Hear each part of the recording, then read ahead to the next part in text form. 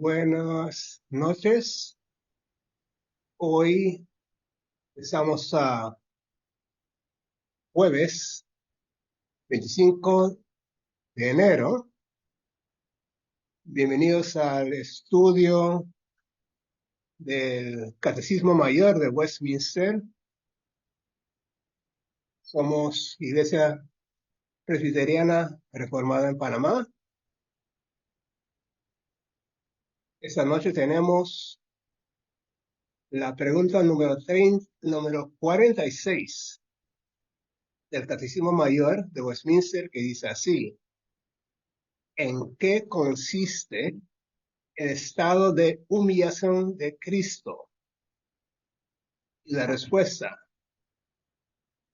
el estado de humillación de Cristo consiste en aquella baja condición en la que por causa nuestra se despojó a sí mismo de su gracia, tomando sobre sí la forma de siervo en la concepción y su nacimiento, vida, muerte y después de su muerte hasta su resurrección. Vamos a iniciar con oración. Oremos. Padre nuestro, gracias por darnos la gran oportunidad de abrir nuestros corazones ante tu palabra.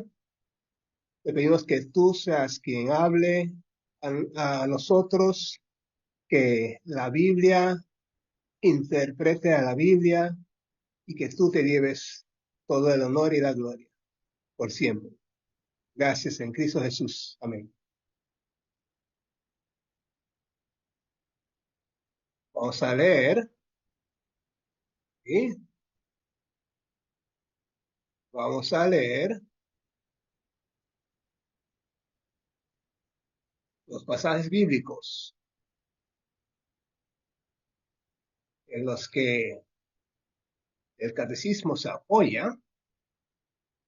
Vamos a leer otra vez la pregunta número 46. ¿En qué consiste el estado de humillación de Cristo?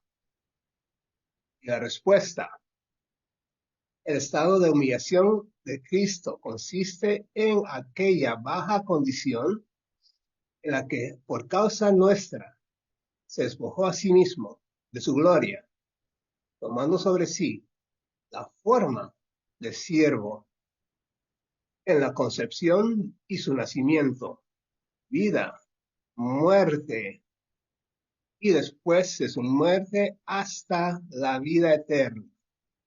Vamos a hacer esto. Vamos a compartir la pantalla que tengo yo, ¿no? Se ve la pregunta.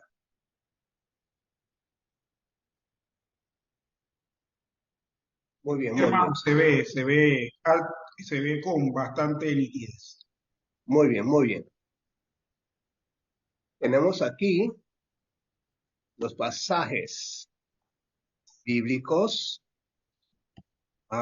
Hermano César, ¿me ayuda por favor a leer los pasajes bíblicos que tenemos aquí a la mano? En Filipenses capítulo 2, versículos de 6 al 8. Sí, cómo no, hermano. Vamos a estar leyendo Filipenses capítulo 2, versículos del 6 al 8. Dice así el texto bíblico a consideración en este momento.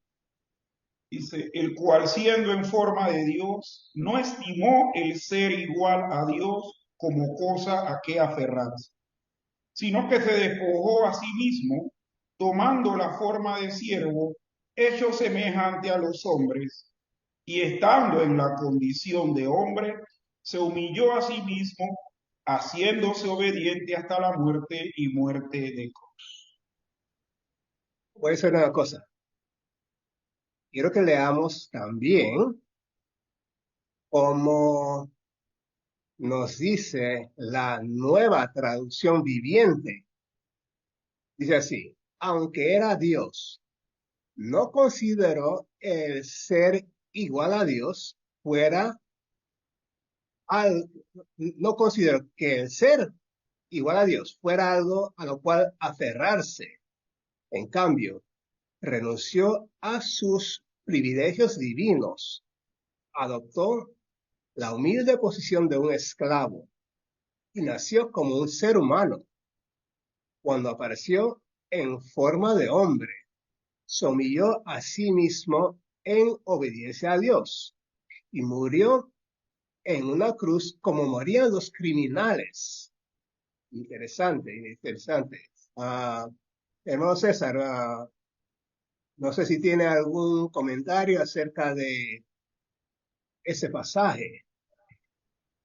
Bueno, casualmente en horas de la tarde, cuando estaba haciendo pues la preparación para la emisión, me puse precisamente a reflexionar en esto y una de las cosas que posiblemente cuando uno lea la traducción Reina Valera, o sea, y hay que entender, hermano, o sea, y no estoy poniendo en tela de duda la traducción Reina Valera es una de las mejores, ¿verdad? Pero para nosotros en la actualidad, todavía esta versión conserva una forma de expresión un poco como no de uso común. Sí, es Entonces, histórica, es un documento, parte de la eh, historia, pero exacto, el entendimiento del lenguaje, exactamente.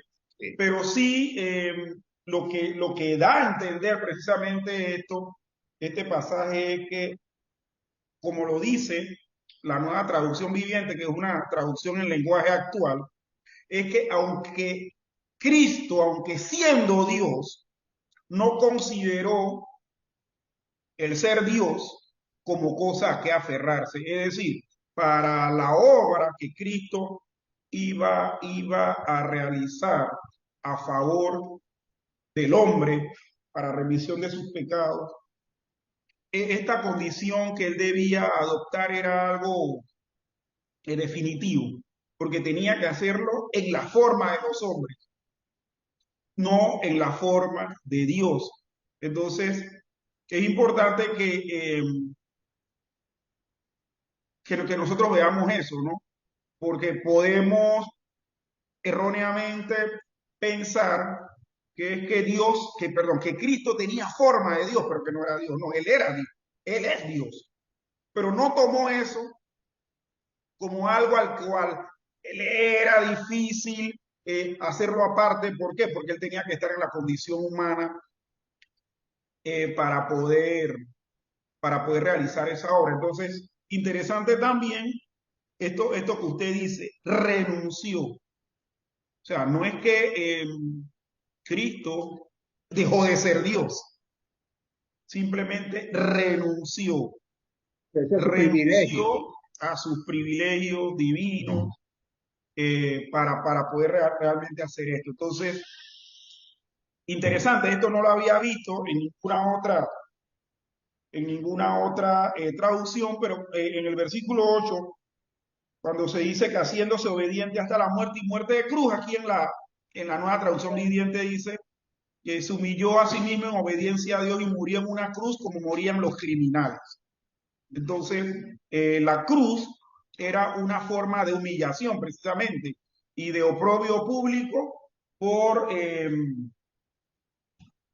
la fechoría que, que, uno, que uno hacía o que la persona podía hacer en ese tiempo. Jesucristo, pues, para poder lograr esta redención, su condición era tan indispensable que él, hasta malhechor, se tuvo que hacer para poder ofrecernos a nosotros, pues, esta salvación, pues, tan grande como dice otro texto de la Biblia. Sí, y bueno, Juan el Bautista anunció que venía el Mesías y dijo que he aquí el Cordero de Dios que quita el pecado del mundo. Un cordero, supuestamente un animal inocente que cargó con nuestras culpas, pero al morir Cristo, murió sobre la cruz, una vergüenza pública, o como si fuera hoy, sería morir en la silla eléctrica o morir ahorcado, algo parecido, algo parecido. Continuemos con el catecismo. Ajá, el pasaje anterior habla de cómo la humillación fue voluntaria de parte de Cristo. Vamos a leer ahora en Lucas 1:31. Por favor, me lo encuentra hermano César, hablando de cómo la humillación de Cristo en su nacimiento como ser humano, la humillación de Cristo en sus, la humillación de Cristo en su nacimiento como ser humano. Lucas 1:31. Y dice así, y ahora concebirás en tu vientre y darás a luz un hijo y llamarás su nombre Jesús. Concebirás en tu vientre, hablándole a María, quien Correctamente. fue virgen, y el anuncio del ángel dándole esas instrucciones que llamará su nombre Jesús.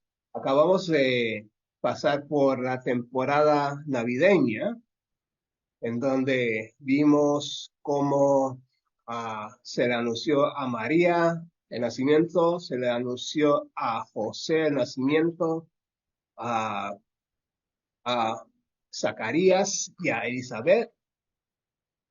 El ángel les anunció a ellos cómo iban a, a ser padres de Juan el Bautista, y todo esto fue un evento tremendo, la anticipación. Tenemos la temporada de Adviento, la cual celebramos, y de Navidad, y Cristo, o sea, la segunda persona de la Trinidad, se humilló y nació.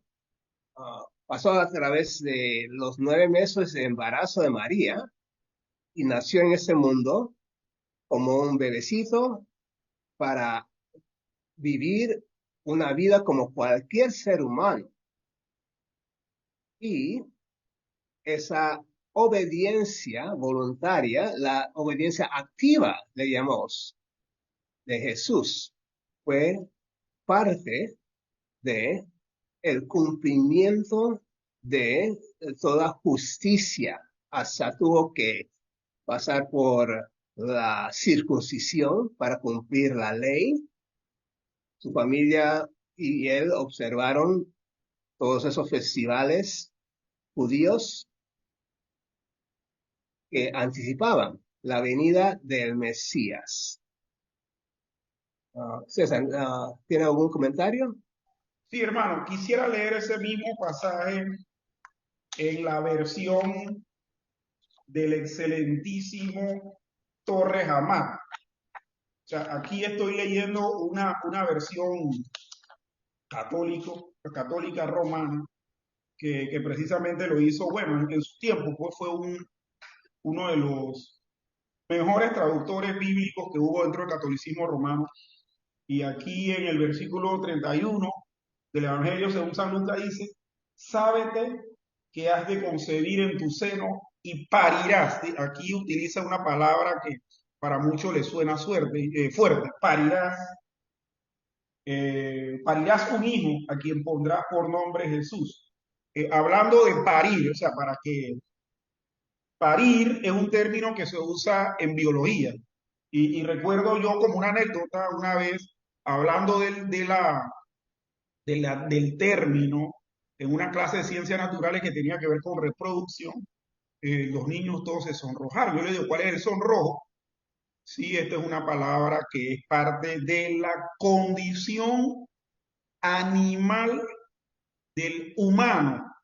Entonces, refiriéndome precisamente a esto, ¿no? O sea, la humillación de Cristo fue tal, hermano, que Cristo tuvo que ser parido, como paren todos los organismos vivos que son mamíferos, que son vivíparos, porque o sea, en este caso los seres humanos nacemos con vida, ¿verdad? Porque la madre nos pare. Entonces yo recuerdo que yo le decía a ellos que la palabra parir viene del término parto y que no tienen que ofenderse por eso, tendrían que ofenderse por la palabra parto también. Entonces, bueno, el comentario es precisamente en base a eso, ¿no? Que, verdad que sí fue un estado de humillación. Tanto así que Dios tuvo que nacer como cualquiera de los hombres. Así es, así es. Continuamos con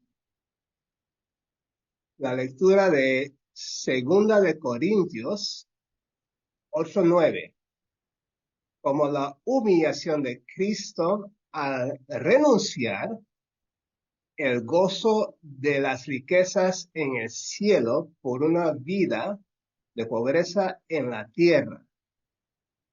Me ayuda con Segunda de Corintios 8:9, por favor.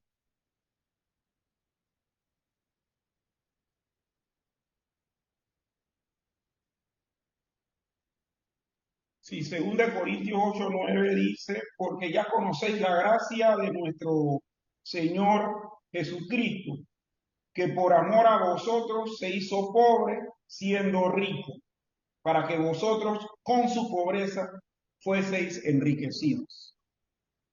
Ujú. Sí, sí, sí.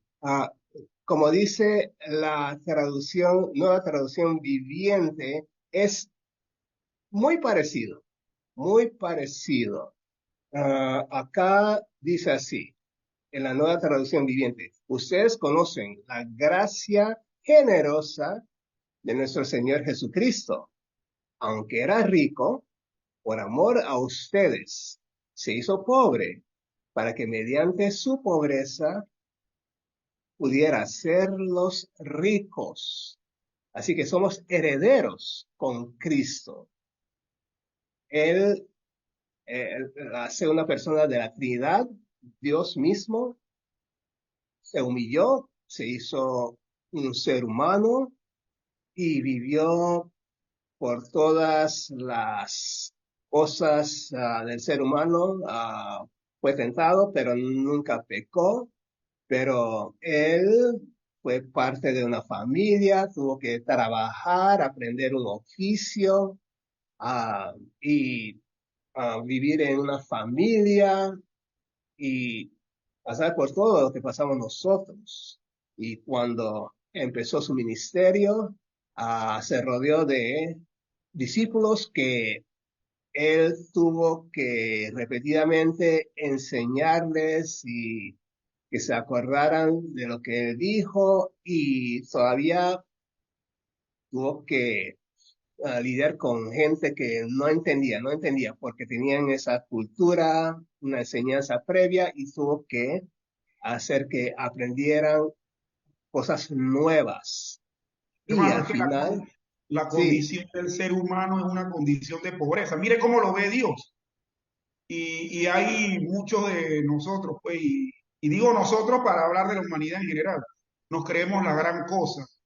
Cuando, por ejemplo, en este pasaje dice que el Señor se hizo pobre siendo rico para que fuésemos nosotros enriquecidos con su pobreza.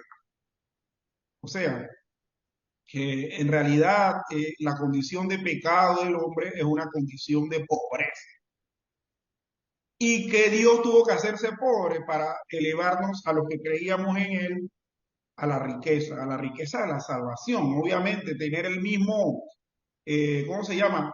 El mismo estado de salvación. Y vamos a hablarlo así, pues, y yo no estoy diciendo que bueno, es que se puede malentender. O sea, el compartir la gloria con Dios es la salvación, es la gran riqueza que nosotros tenemos. Y, o sea, lo que no quería decir era que Dios estaba, que Dios no había alcanzado salvación. Eso no es lo que no quería decir. No, no, no, es que Dios nos ha salvado de un destino que merecíamos. No es así. Y continúa salvándonos. Y en la vida eterna ya es la culminación de que estemos con Él por siempre y disfrutar toda la riqueza divina que nos pueda dar como miembros de su familia en los cielos. Continuamos leyendo, ¿ok? Continuamos leyendo. Vamos a ver qué dicen Hechos 2:24. ¿Me ayuda, hermano? Hechos 2:24. Como la resurrección de Cristo es el cese de su condición de humillación. Si va a leer gloria, hermano, Ajá, Hechos sí, por 2:24. favor. Hechos 2:24 dice así, al cual Dios levantó, suelto los dolores de la muerte, por cuanto era imposible que fuese retenido por ellas. Muy bien, muy bien. Lo que yo voy a hacer es, quiero ir al capítulo, pero vamos a ver lo que dice la nueva traducción viviente y vamos a leer un poco más. Eso es el versículo 24. Déjeme ver aquí, ponerle letra más grande y vamos a leer Hechos 2 desde el versículo 22. Dice así, pueblo de Israel, escucha, Dios públicamente aprobó a Jesús de Nazaret al hacer milagros poderosos, maravillas y señales por medio de él, como ustedes bien saben. Pero Dios sabía lo que iba a suceder y su plan predeterminado se llevó a cabo cuando Jesús fue traicionado con la ayuda de gentiles sin ley. Ustedes lo clavaron en la cruz y lo mataron, pero Dios lo liberó de los terrores de la muerte y lo volvió a la vida, pues la muerte no pudo retenerlo bajo su dominio. Y siguiendo, versículo 25. El rey David dijo lo siguiente acerca de él. Veo que el Señor siempre está conmigo. No seré sacudido porque Él está a mi lado. Con razón, mi corazón está contento y mi lengua grita sus alabanzas. Mi cuerpo descansa en esperanza, pues tú no has dejado mi alma entre los muertos, ni permitirás que tu santo se pudra en la tumba. Me has mostrado el camino de la vida y me llenarás con alegría de tu presencia. Aquí es lo que dijo David, un salmo mesiánico de cómo el Mesías prometido no iba a quedarse en la tumba, no le dejaría podrirse su cuerpo en la tumba, sino que iba a resucitar de los muertos el Mesías prometido.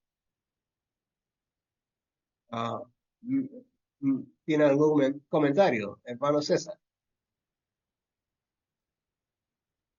Bueno, hermano, sí, definitivamente que, como usted dice, este es un estudio corto, pero muy bien este estudio puede ser largo si uno se mete y profundiza y analiza. Precisamente el apóstol Pablo, no, no es el apóstol Pablo, perdón, el que está hablando ahí, que creo que es el apóstol Pedro, pero, Exacto, el ajá, sermón.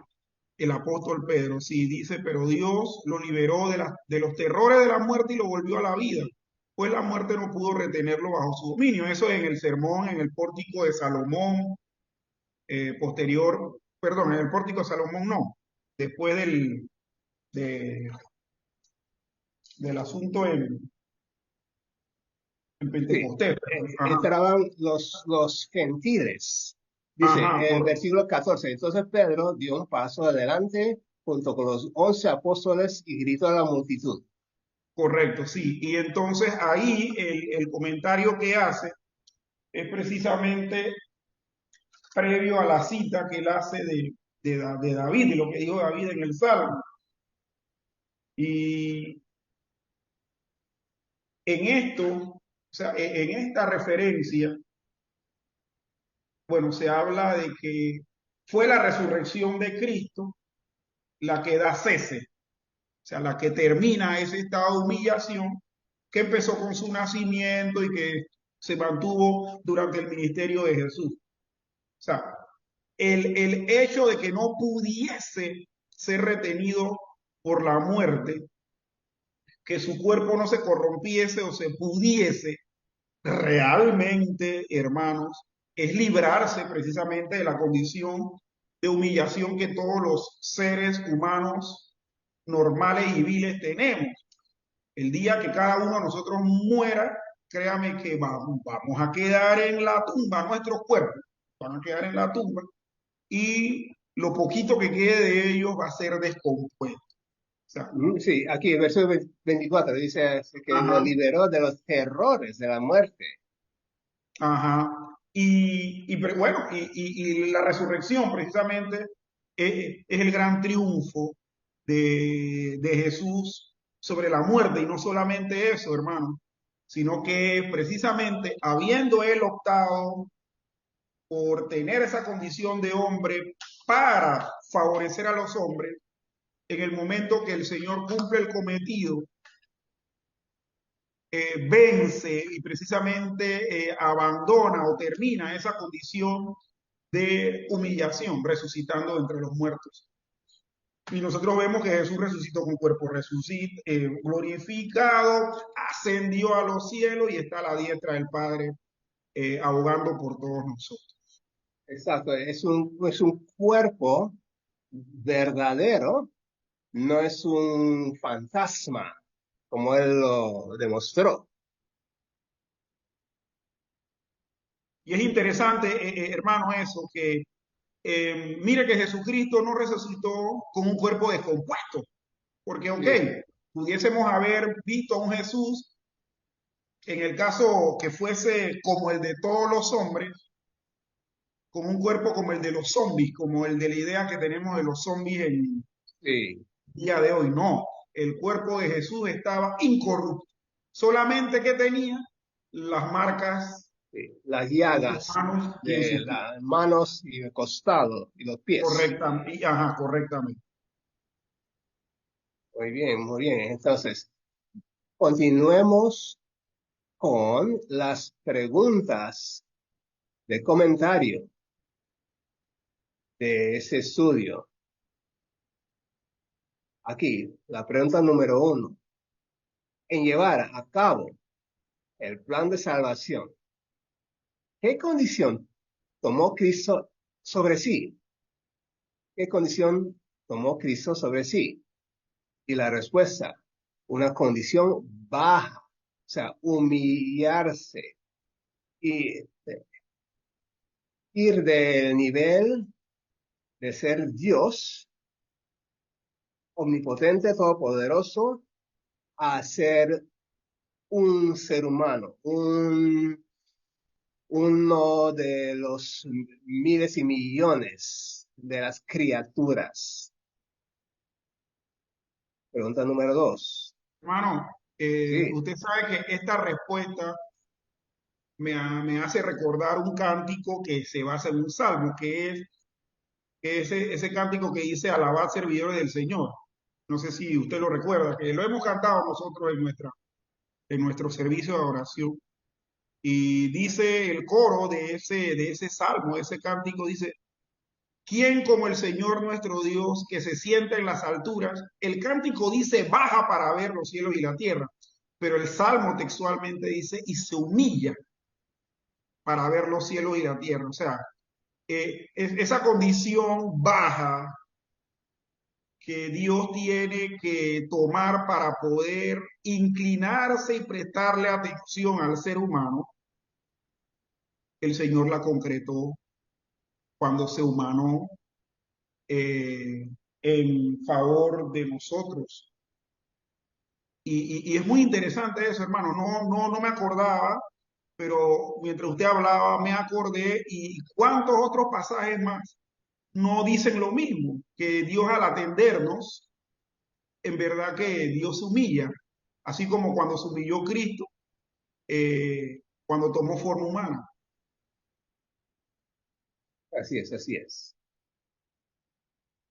Continuamos con la pregunta número 2, el comentario.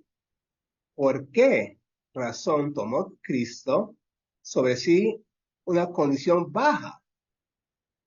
¿Por qué tomó esa condición baja? Es por causa nuestra, y por nuestros pecados para salvar a su pueblo, los que estábamos muertos en pecados y delitos, para tener un pueblo eternamente consigo mismo. ¿Y por qué? No sé, excepto que es por su voluntad y para que Él mismo tenga toda la gloria.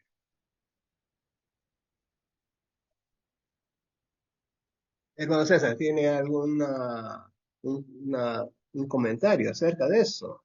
Que fue por nuestra causa. Hermano, no, pero no sé si Jairo tuviese algo que comentar.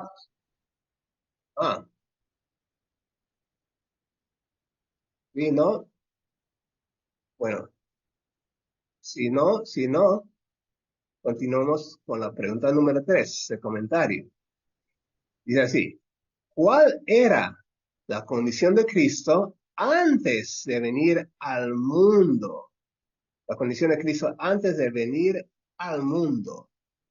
Y la respuesta es que era un estado de infinita gloria divina, el cual la Biblia describe como siendo infinitamente rico, siendo Dios, el creador, el que sabe todo, el que ha hecho todo lo que ha sido hecho. El rey de reyes, el señor de señores, el alfa y omega, principio y final. Pregunta número 4. ¿Cómo se puede traducir la expresión se despojó a sí mismo, como lo dice en Filipenses 2:7? La respuesta, esa expresión significa literalmente se vació a sí mismo, se vació a sí mismo. Yo quisiera ver esto otra vez, que Filipenses 2:7. Vamos a encontrar esto en Filipenses 2 y versículo 7. Vamos a ver lo que dice, cómo dice esto en la Nueva Traducción Viviente. Dice, en cambio, renunció a sus privilegios divinos, adoptó la humilde posición de un esclavo y nació como un ser humano y apareció en forma de hombre. Y que se vació a la posición de un esclavo. ¿Qué tipo de riqueza tiene un esclavo? Un esclavo puede haber Ninguna. llegado de ser un príncipe, ¿ah? Pero bajo ah, un estado de ah, dominación, un estado en donde va a ser un vasallo. Él tiene que darle tributo al rey, quien ha sido el conquistador. Sí. Hermano, aquí en la versión Torres Amat, que en verdad la he estado leyendo y en verdad es interesante. Aquí utiliza en el versículo 7, precisamente dice, y no obstante, se anonadó. La palabra anonadar es una palabra castellano que aquí en Panamá se usa poco, pero significa hacerse nada, o sea, anonadar. O sea, se hizo nada, se hizo vacío, o sea, precisamente tiene la misma fuerza de traducción de eso, de vaciarse. Muy bien, muy bien. Continuamos. Sí, hermano, Sí, lo interesante que es una cuestión de la posición de gloria del Señor y no se está hablando de un origen biológico, ¿no? Porque hay personas que han malinterpretado el hecho de que vaciarse para ellos significa de que Dios tuvo un origen o Jesucristo tuvo un origen, sino que la palabra en el griego que se utiliza es que no, que significa denigrar, hacerse nada, neutralizarse o también lo que quiere decir vaciar, que es casi lo mismo. O sea que en pocas palabras podemos darle una interpretación sana que tiene que ver con el estado de gloria, O que más que renunció todo. temporalmente, porque aquí lo que muchos pudiesen también malentender, hermanos, es que él dejó de ser Dios mientras fue hombre. Y no, no, no, no, no. Es precisamente lo que apunta Jairo, ¿no? Su estado de gloria o su posición, él lo, lo renuncia temporalmente, pero él seguía siendo Dios. O sea, eso no hizo que él dejara de ser Dios. Exacto, y como prueba de eso podemos referirnos a los evangelios de Cristo, que vemos que los milagros daba a entender de que él era Dios y que Dios en sí estaba con él, porque recuerden de que él es el único hombre Dios, pero que también él es Dios, y no estamos hablando de una composición o una fragmentación, sino es que para poder él rescatar, como dice en Romanos 8:3, también hasta el 10, habla que él tuvo que tener un cuerpo similar al del pecado. O sea, yo puedo tratar de ver a la luz de la escritura de que ser Dios y ser humano, a llegar a ser un simple ser humano, pienso que es lo peor o lo más bajo o lo más vil, porque un ser humano siempre tiende a hacer lo equivocado. Pero en este caso, para que no hubiera una corrupción y que fuese algo divino y plenamente de Dios, tenía que ser concebido por la obra del Espíritu Santo, y es donde entra Dios completamente. muy bien, amén. Hermanos, otra cosa que quisiera aportar, aunque el tema general bueno, es hablar de en qué consiste el estado de humillación. Pero ese estado de humillación, el cual el Señor optó voluntariamente en tomar para poder beneficiarnos a todos con su obra salvífica, tiene, tiene un aspecto moral. Y eso es lo que, simplemente de manera breve, hermano, es lo que apunta el versículo 5 de este capítulo 2. Dice, haya pues en vosotros este sentir que hubo también en Cristo. O sea, el hecho de que Cristo toma esa decisión junto con el resto de la Trinidad para renunciar a sus privilegios divinos, para vaciarse o para no tener el ser igual a Dios como cosa que aferrarse, nos debe llevar a nosotros, sus seguidores, sus discípulos, también a renunciar. O sea, y más del hecho de que nosotros, la condición de hombre, es una condición, como bien hemos comparado con la de Dios, es una condición de pobreza.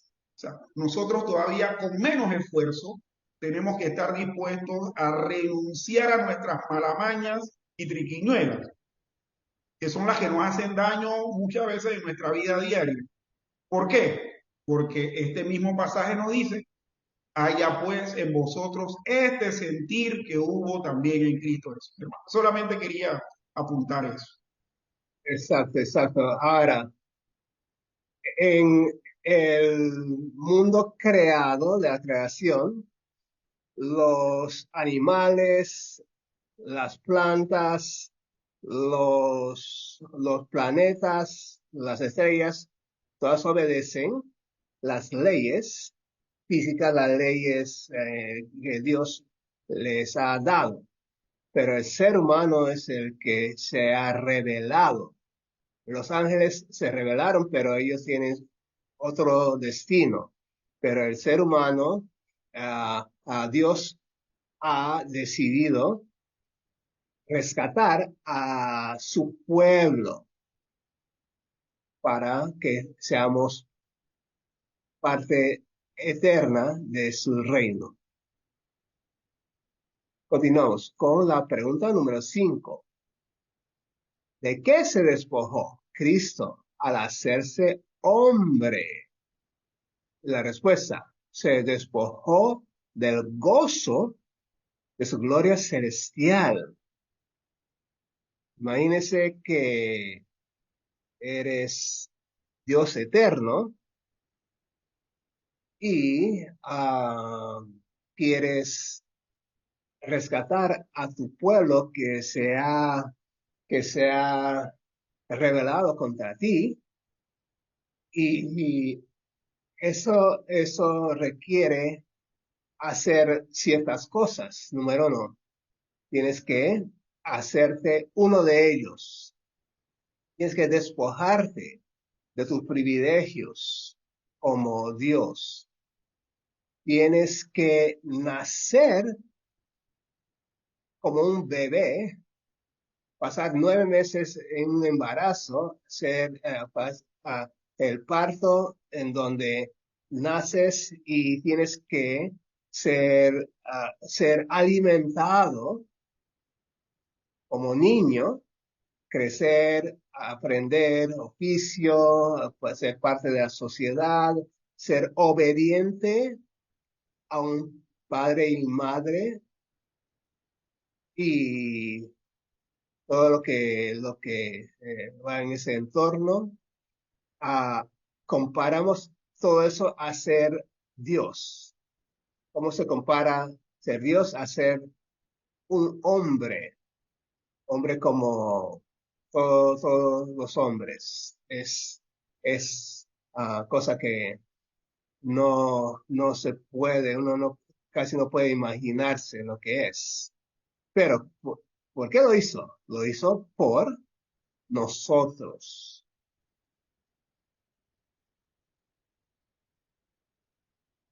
Continuamos con la pregunta número 6. Esa es un poco más elaborada. Pregunta número 6.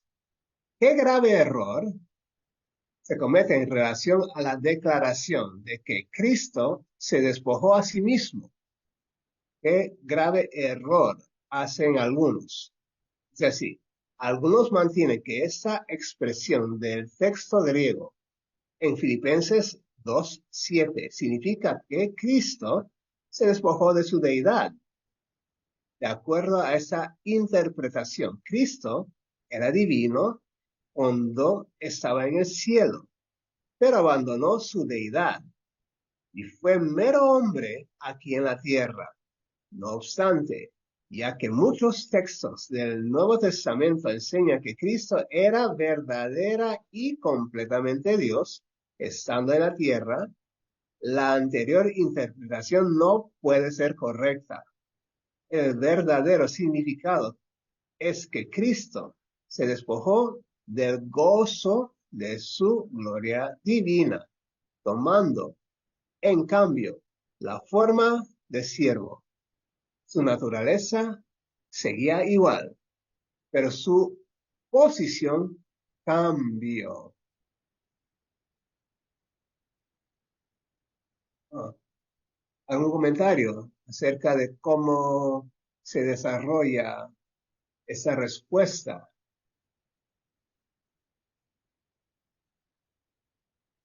Como en Filipenses 2:7, muchos interpretan esto de forma incorrecta. De hecho, no sé si son los neoarrianos, es decir, los Arianos testigos de o, Jehová, o gnósticos, exactamente los gnósticos en su momento, en el primer siglo, que, bueno, pueden pensar eso, ¿no? Que no era Dios, eh, etcétera. Mire, voy a leer acá nuevamente, nuevamente, Gloria se está riendo aquí, pero dice, nuevamente voy a leerlo, es el 2:7, dice, no, voy a leer desde el 5, hermano, porque dice, porque habéis de tener en vuestros corazones los mismos sentimientos que tuvo Jesucristo en el suyo, el cual teniendo la naturaleza de Dios, no fue por usurpación, sino por esencia el ser igual a Dios. O sea, muchos, y entre esos los testigos de Jehová, hablan de que, bueno, pues él no era Dios, y puede ser que esa naturaleza divina que posteriormente obtuvo, la usurpó. O en el peor de los casos, bueno, que la tenía y la perdió. Y definitivamente que no es así. Es un grave error, es una herejía, o sea, decir eso y nosotros como estudiantes de la Biblia y que queremos entender realmente las cosas como son, no debemos caer en este error. El día que cometamos el error ese, estaremos cayendo en herejía y eso es algo serio. sí, y no solamente sería un error nuestro, un error que es bastante antiguo. Continuamos con la pregunta Sí, número 7 hermano. de comentario. ¿Sí? Sí, hermano, disculpe que lo interrumpa.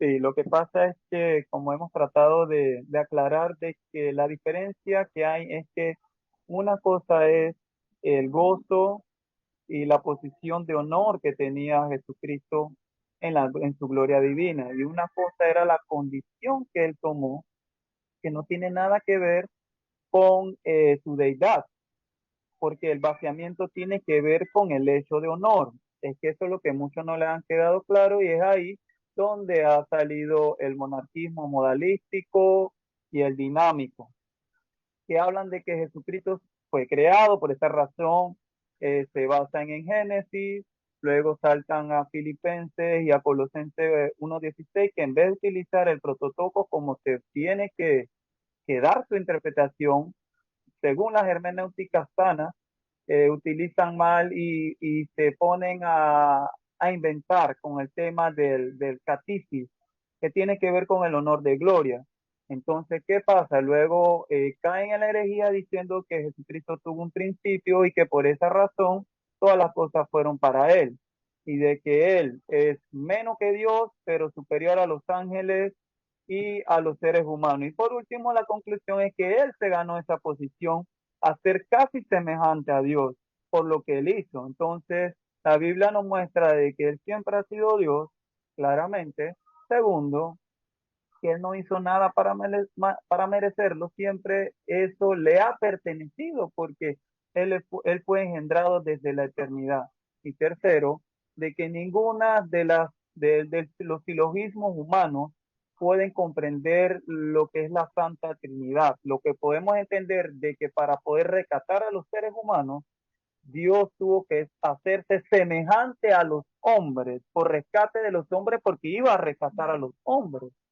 Así que aquellos que dicen de que Jesucristo se ganó esa posición, o que Jesucristo tuvo un principio en vez de utilizar el prototocos como lo dice en el original griego koiné, están cometiendo un error que ha sido calificado como una gran herejía desde los principios de la iglesia.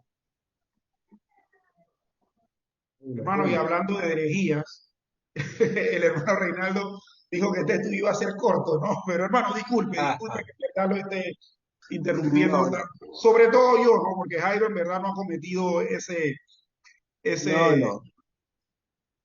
no ha cometido eso. He sido yo el que ha estado interrumpe. No. Sí, Todo, hermano, mire, todo sanamente. casualmente hoy estaba yo escuchando así, como quien no quiere la cosa, un video en YouTube que hablaba precisamente de la diferencia que hay entre los ortodoxos, la iglesia ortodoxa griega, la iglesia ortodoxa católica, la iglesia católica romana y la iglesia protestante, que entre las tres reclaman ser iglesia santa, iglesia católica e iglesia apostólica. Entre las tres reclaman lo mismo. Los guardianes de la fe. Correctamente, y que ha habido una sucesión de personas a lo largo de la historia que han permitido que nosotros tengamos estas verdades hasta ahora. Bien, en ese video se llegó a decir que mucho de lo que nosotros creemos hoy en día no lo creemos porque está registrado en la Biblia, sino porque está registrado en la santa tradición. Ahora, esta verdad que nosotros estamos hoy compartiendo, tratando de profundizarlo más, la pregunta que pudiésemos hacernos es, ¿de dónde entonces la sacó el apóstol Pablo? De la tradición verbal u oral. Y nosotros obviamente tenemos que responder que no. Este pasaje de la Biblia, que es precisamente Filipenses 2, ¿no? Que pareciera ser el neurálgico o el centro de todos los otros, pero este texto nos lleva a Isaías capítulo 45 y sobre todo el verso 23. En el verso 23 se dice, por mí mismo hice juramento, de mi boca salió palabra en justicia y no será revocada, que a mí se doblará toda rodilla y jurará toda lengua. Y obviamente esto que está citando Isaías es lo que se cita en el versículo 11 del capítulo 2 de Filipenses. O sea, al final, este texto donde se habla de la humillación, que es el estado que estamos viendo ahora, y la posterior exaltación de Cristo, que vino con su resurrección y que va a retornar teniendo esa exaltación, termina diciendo este pasaje diciendo que toda lengua confiese que Jesucristo es el Señor para gloria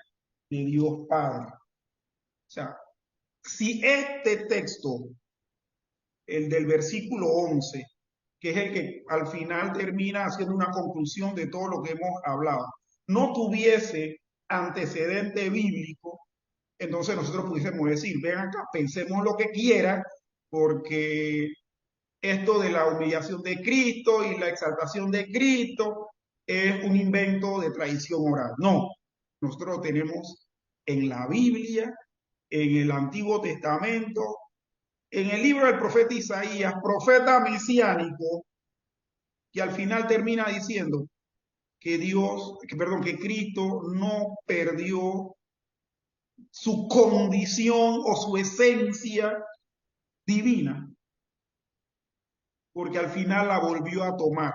Una de las frases que a mí me llama poderosamente la atención es cuando Cristo dijo que él iba a poner su vida de suyo propio y la iba a volver a tomar. O sea, la condición que él renunció momentáneamente, que fue la divina, él la volvió a tomar. Y nosotros no debemos pensar que él dejó de ser Dios, jamás dejó de ser Dios. Solamente fue, como bien decía el hermano Jairo, su condición de honor.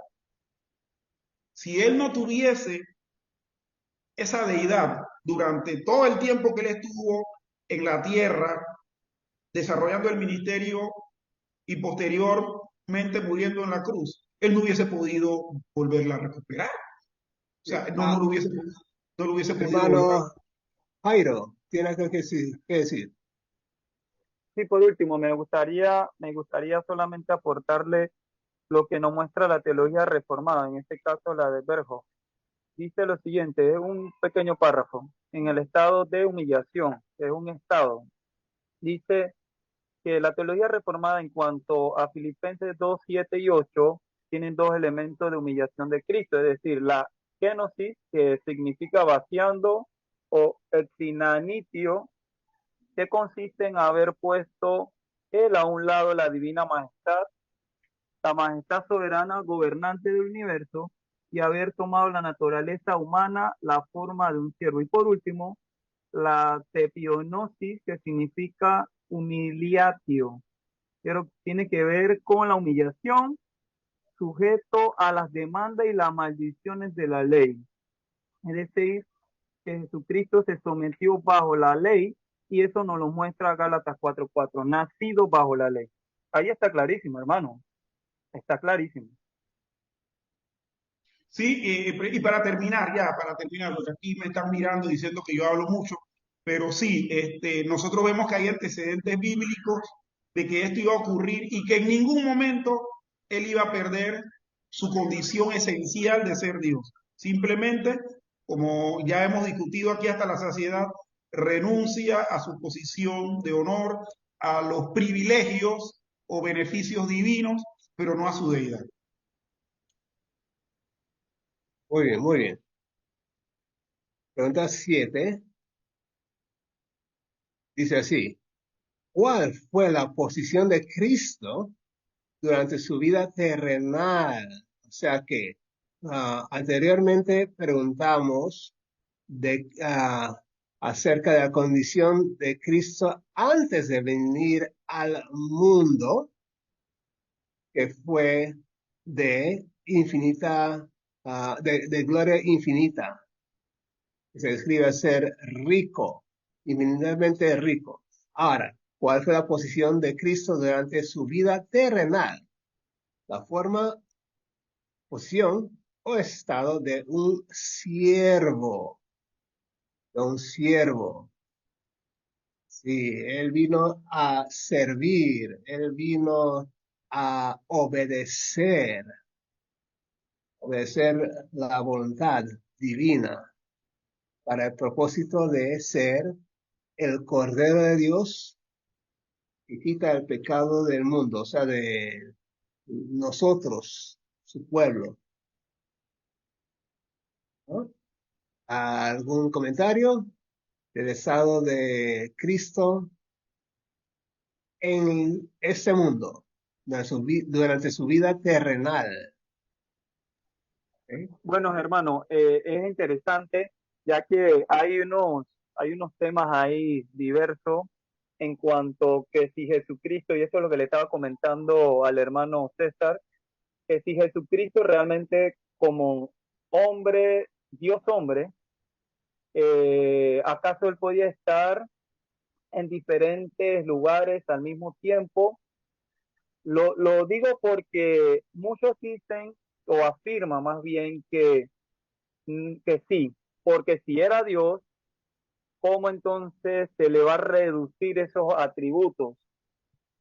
Pero si lo vemos desde la palabra del Señor y según lo que nos dice la teología reformada, podemos decir con firmeza que no, que Él estaba presente en su lugar y que su su condición divina, que es su propia naturaleza, una sola esencia, no es que él estaba dividido, es decir, que la naturaleza divina era una cosa y que estaba separada de la naturaleza humana, sino es que coexistían de tal manera que era una sola persona. Lo que se puede decir es que mientras que él estuvo en esta tierra, su, su esencia divina le comunicaba todas las cosas.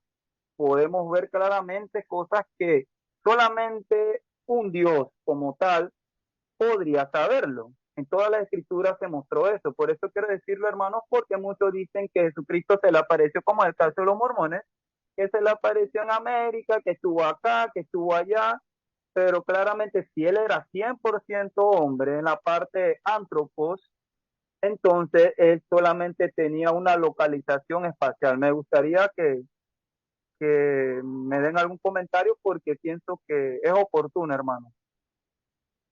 Sí, sí, sí. Entonces, Cristo, o sea, la segunda persona de la Trinidad, tomó un cuerpo físico, así que las dos naturalezas en una persona, así que um, en la tierra, en la tierra lo conocemos como el Salvador de nuestra, el Salvador de su pueblo, pero, ok, no lo dice aquí en esta pregunta, pero ¿dónde está hoy?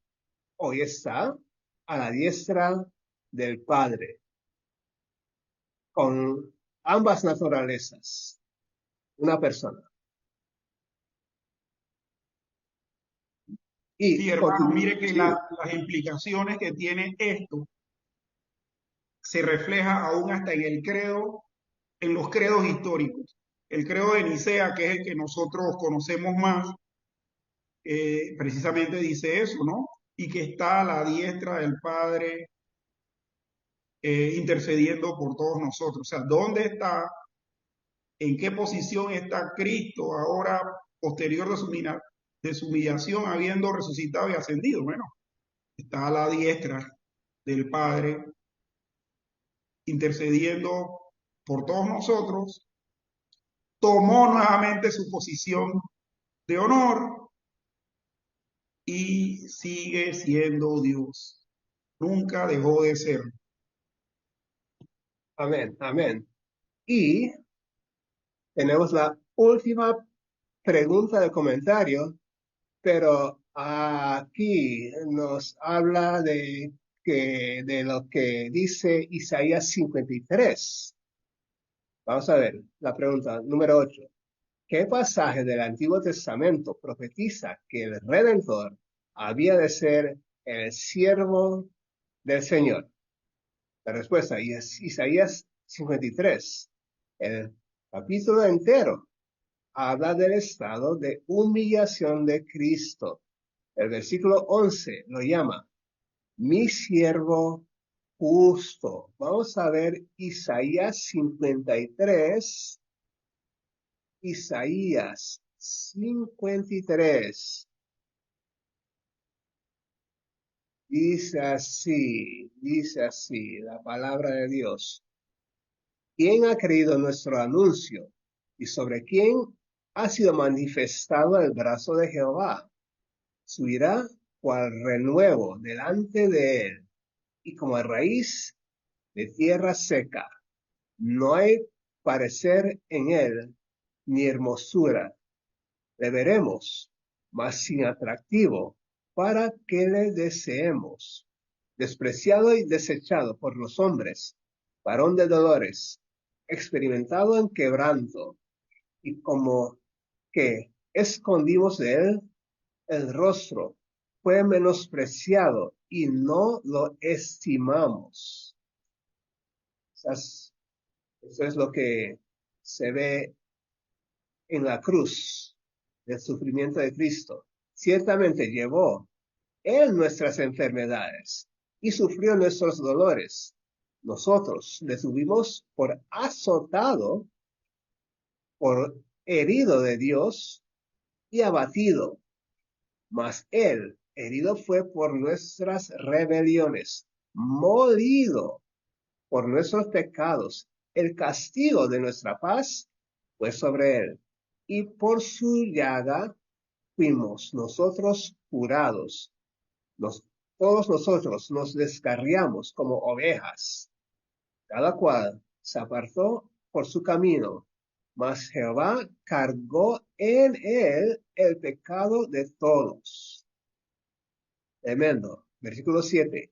Angustiado él y afligido, no abrió su boca, como cordero fue llevado al matadero, y como oveja delante de sus trasquiladores, enmudeció y no abrió su boca.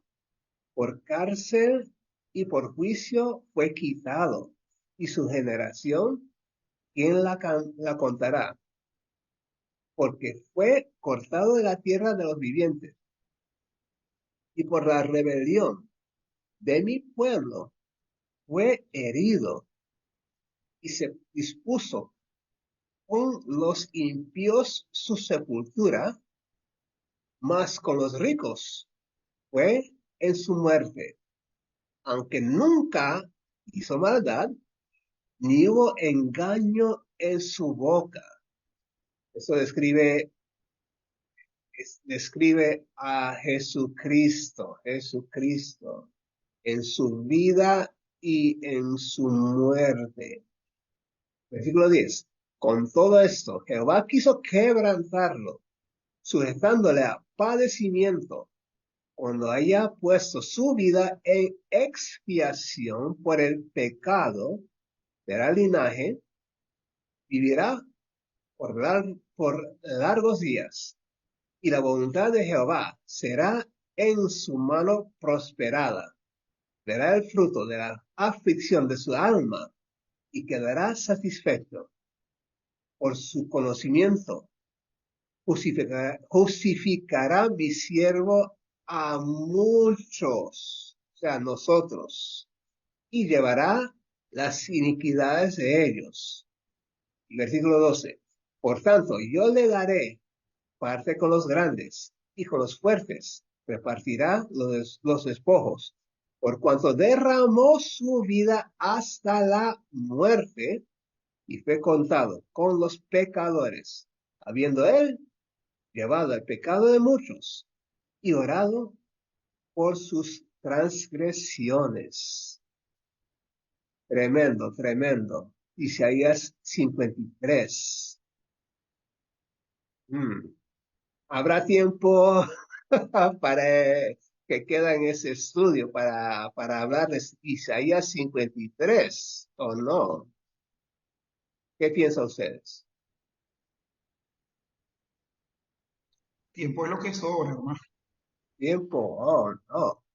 Vaya pues. ¿Algún comentario breve?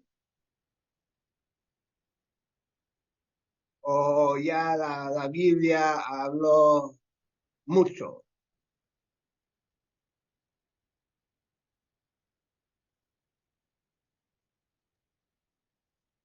La Biblia habló, hermano. Sí. Sí, la Biblia habló y bueno, ¿qué más uno va a decir? Si ya lo que uno diga es redundante, todo ha quedado tan claro. Mire cómo dice así, versículo 5. Mas él fue herido por nuestras rebeliones, molido por nuestros pecados. El castigo de nuestra paz fue sobre él, y por su llaga fuimos nosotros curados. 7. Angustiado él y afligido, no abrió su boca, como cordero fue llevado al matadero, como oveja delante de sus trasquiladores. Enmudeció y no abrió su boca. Con todo eso, versículo 10, Jehová quiso quebrantarlo, sujetándole a padecimiento. Cuando haya puesto su vida en expiación por el pecado, verá linaje, vivirá por largos días. y la voluntad de Jehová será en su mano prosperada.